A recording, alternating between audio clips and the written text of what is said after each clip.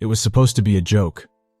We used to play with the spirits, doing things like drawing letters on the sand with questions, and wait for some hours to see if there was going to be an answer. Painted some letters on some wooden board, try to get answers.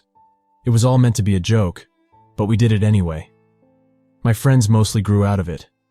Me and a girl that I think I liked, it was a long time ago, mind you, decided to keep trying.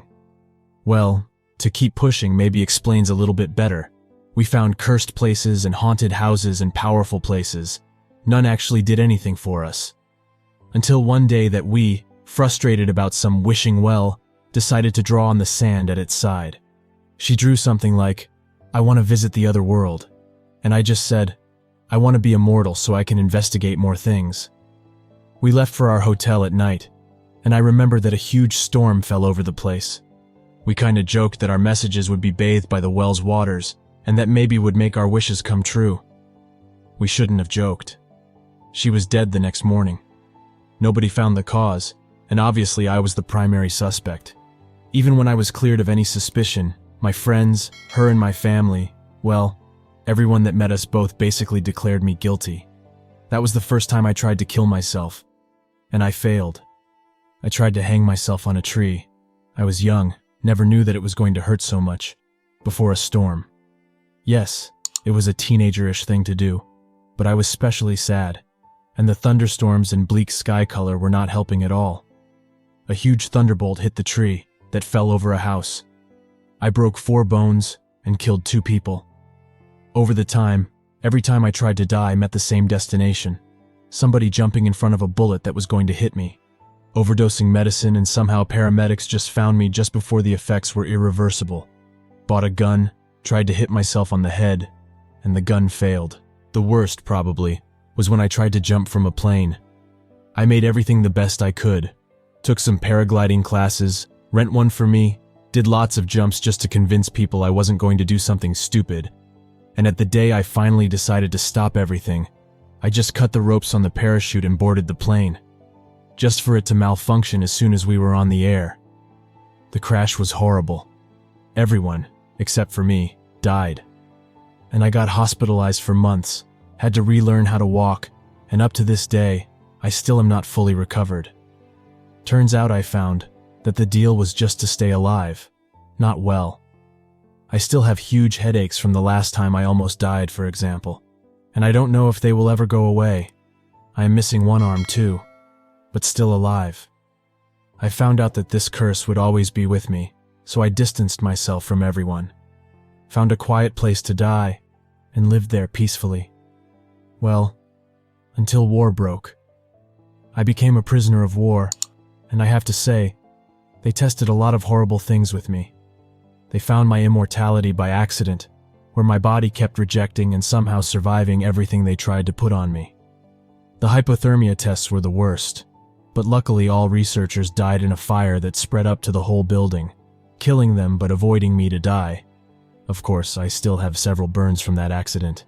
And of course I was rescued, by some higher division, whatever the hell these guys were. They tested some drugs on me, something related to avoid DNA breaking or whatever. I am not a scientist. They were excited when the testing gave the results they wanted. I was not aging anymore. And of course I was, and still am, horrified. Things straight up from science fiction were now happening, just to prolong my suffering. They decided to try on themselves, and obviously I wasn't going to be the one to tell them the side effects. None survived. Of course, why would they? It's hard to survive when your body literally sweat blood. And how did I survive? Well, they threw me away on the streets where this happened, and I was found by some medics. Of course, they had just the right equipment to prevent me from dying. Anyway, long story short, I began to age again, and again I was found, homeless, by some billionaire that still thinks he can cheat death, and that is paying a lot of money so that government turns a blind eye to his medical procedures, so to speak. Don't be fooled. This happens everywhere. Trust me, I tried almost every country in the world. There are people that you don't even know that exist, and they can do things that you don't even imagine. For me, this means that they will always have someone to experiment, and it'll always have the intended result. I accepted that I can't die, but they don't know it. Nobody knows. Because as soon as I found myself cornered, like a lab rat that can't ever escape, I find a way to trigger my curse. At my life, there's only one thing that's certain. I cannot die. So if I try, the universe will find a way to save me. Even these untouchables can't escape my curse, and if they dying is the only way to save me, that's what it was going to be. The last one was horrible. I still have headaches because of that horrible brain chip they implanted me to reverse what I basically think is my brain dying. A bullet to the head fortunately just hit the chip, as always, and I was hurried to some emergency hospital when they congratulated me for the miraculous survival. Yeah, sure. Of course, the billionaire that did this will escape punishment, and he will try again. It always happens. So I am hacking this account to tell you, and others that are still searching, that think you can do whatever you want with me. Stay away. Don't try to find me.